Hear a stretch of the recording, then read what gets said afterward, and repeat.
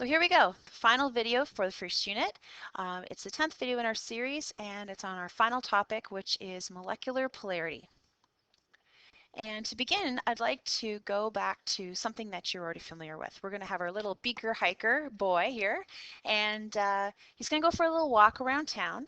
And he's told that his only parameters for this walk are that he must go 5 kilometers north, 5 kilometers south, 5 kilometers east, and 5 kilometers west, but he can do it in any order that he wants. So let's explore some options that he could pursue. If he did 5 kilometers north first, and so we'd have a little starting point right here at the red X. We could follow that up with, say 5 kilometers east, and he could maybe then go 5 kilometers south and 5 kilometers west. And you'll notice that when we add all those directions together, one consequently after the other, he ends up exactly where he started, which if he's coming home for Thanksgiving dinner is probably a good thing. If he ended up somewhere else, then he would have a net displacement or have gone in that direction. But in this way, he sort of ends up where he starts and things cancel out. So the next question becomes, would the same thing happen if we did these, in a different order? So maybe instead of him going north, he decides to go east first. And then maybe he decides, oh, I'm going to go back and I'm going to go west again. And of course, there he ends up where he started.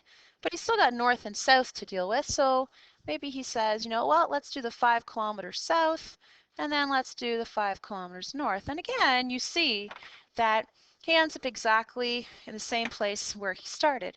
And so from this, we can determine that it doesn't really matter which way we add all of these different arrows in their different directions. The fact that they're all the same size and the fact that they're 90 degrees away from each other, or 180 degrees away from each other, yields a perfect cancellation, if you will, or a net displacement of nothing. So what does this have to do with molecules? Well, our arrows in molecules are going to be something called bond dipoles. And we're going to begin today with the first molecule, which is CO2.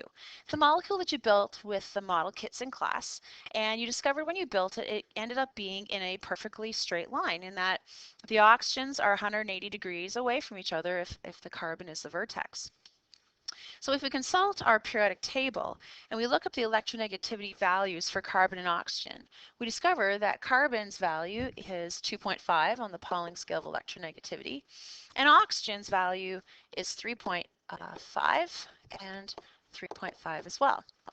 Now, if we look at each of these bonds on their own first and then collectively, we can see that in the case of this oxygen and this carbon, there's a net difference of 1.0, or delta En of that value.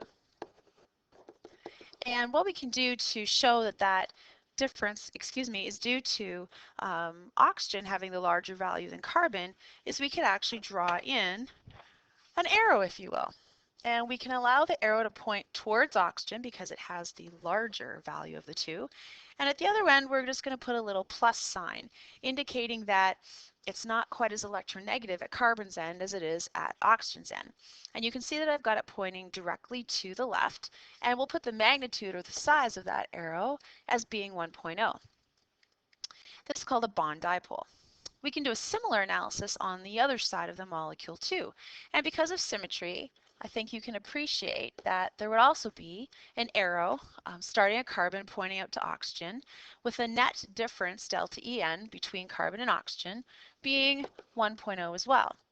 So imagine if you could taking these two arrows and adding them together in the same way we did with our little beaker hiker friend. Does it matter which arrow we start with? No, because when we're adding them together, that's just fine. So let's take the first one of 1.0 and imagine that we're traveling along that arrow and we stop, and the other arrow that we need to add in here is the one going to the right, which also has a magnitude of 1.0. And you'll notice that you end up exactly in the same place that you started. And in the case of this molecule, when we consider the size of these bond dipoles and their relative positions to each other in three-dimensional space, or in this case, one dimension because it's a linear molecule, if those bond dipoles add up in this case to give a net result of 0, this is considered to be a non-polar molecule.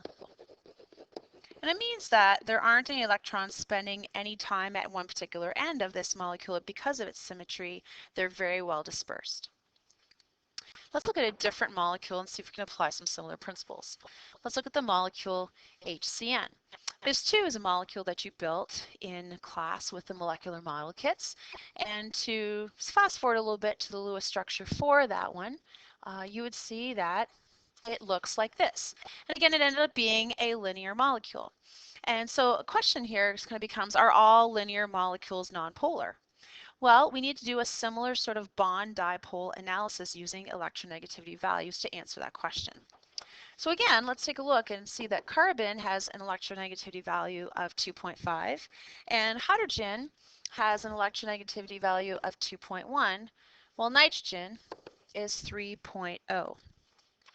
Now, if we look at the net difference in electronegativities between carbon and hydrogen, we discover that the delta En, when we subtract these two, is equal to 0.4. And so we can draw an arrow between carbon and hydrogen, and we're going to point it toward the larger of the two. Again, that's carbon in this case, and put a little slightly positive notation on the other end, showing that those electrons are shared in a nonpolar bond, but they still spend a little bit more time towards carbon. And the magnitude or the size of this arrow pointing to the right is 0.4. And if we do a similar analysis between carbon and nitrogen, we can see that the delta En here is 0.5. And so we're going to point an arrow towards the more electronegative element, which is nitrogen, a little positive end here, and we can see that the size of that arrow is 0.5. And so when we add these two vectors together, or these two bond dipoles together, the question becomes, do we end up where we started? Well, it doesn't matter which one we start with in terms of adding them together. We could do the 0.41 first, travel along it, stop, and then add on the next one of 0.5. Well, you can see that where you start and where you end are clearly not in the same place. In fact, the overall distance that you would have traveled if you were in fact traveling in this sort of like in a north, south, east, west direction would be 0.9. So the fact that there is an overall difference in this molecule when we add all of the bond dipoles together means that this is considered to be a polar molecule. And what it means is that electrons spend more time sort of at one end of the molecule than they do at the other. They are not evenly dispersed.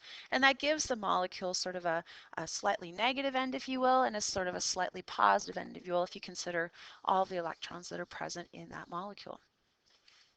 So let's look at a couple more examples using a similar analysis. Let's take a look at water. Now, this is a tricky one because initially, when you draw water, there may be a tendency, because of symmetry, to draw something like this, which of course on paper looks very, very linear. However, you may remember when we drew them, or we created them with the model kits, that it actually did not look linear at all. It looked like that. It was a bent molecule. The great thing about the model kits is they do a lot of the work for you in terms of making a much better three-dimensional representation of the molecule than what we would tend to do on paper. So this one is actually not correct, and this one is in fact much better. And so when we do a similar analysis and we look at the difference in electronegativities between oxygen, which has a value of 3.5, and hydrogen, which has a value of 2.1, we can see that there's a bond dipole for each of these pointing toward oxygen because it's the larger of the two values, and that difference is 1.4. Now, ask yourself, is there any way that I can take these two arrows and add them together tip to tail and end up with zero displacement, or in other words, end up exactly where we started? Well, again, it doesn't matter which one we start with. We could start with the one sort of on the left there, and I'll try to mimic the bond angle as closely as I can, something like that. And then we could take the one over here, and we could add it on. And again, you can see clearly that there's positively, absolutely no way that where I started is where I end up. And so because there is a net difference right here pointing upwards towards oxygen, the oxygen end of the molecule is fairly negative. And I don't expect you to calculate how large that vector is or how large that green arrow is. I just need you to understand that it exists. And because it exists, then we would say that water is a polar molecule. And I'll be demonstrating a cute little demonstration for you in class to illustrate this. Let's do one more example. Let's look at methane or CH4.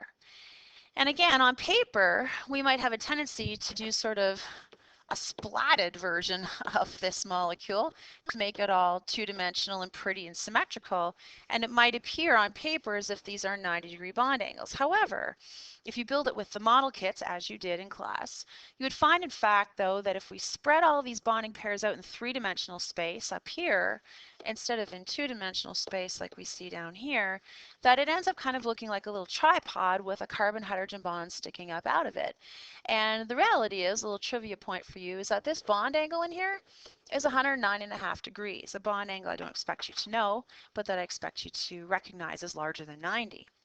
So from here, we ask ourselves, is methane a polar or a nonpolar molecule? Well, similar analysis. We have carbon with a value of 2.5 and each hydrogen having a value of 2.1. So the net difference is going to be 0.4. And we're going to point it towards carbon because it has the larger of the two electronegativity values. So we can represent this showing some bond dipoles, or some arrows pointing inward to carbon, and they all have exactly the same magnitude. They are all 0.4 and they're all pointing inward.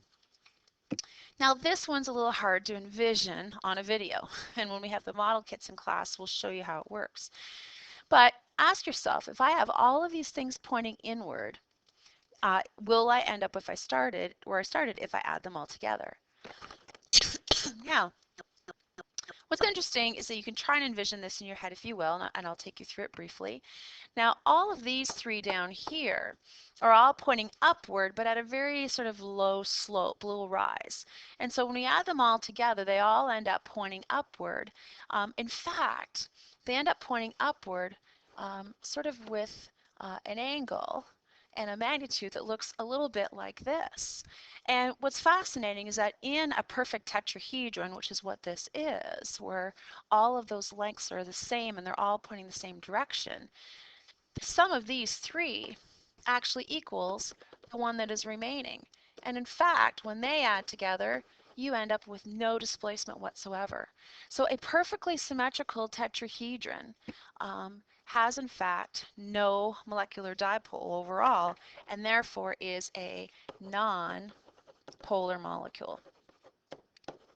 Now you might say, hey, Ms. Gerber, you know, this one on the bottom here would have done the exact same thing, just like our north, south, east, west example that we did earlier. And you're absolutely right, but we have to be careful because that isn't always the case, and we have to always be aware of the three-dimensionality of molecules where possible, as opposed to just seeing them squash like a bug on our page and disregarding bond angles altogether. So molecular polarity works best when A, you look at bonds individually, and inside they can be polar if you wish, but a molecule can actually be non-polar overall when you add all those bond dipoles together. And so we shall explore polarity a little more in class with some real-life models.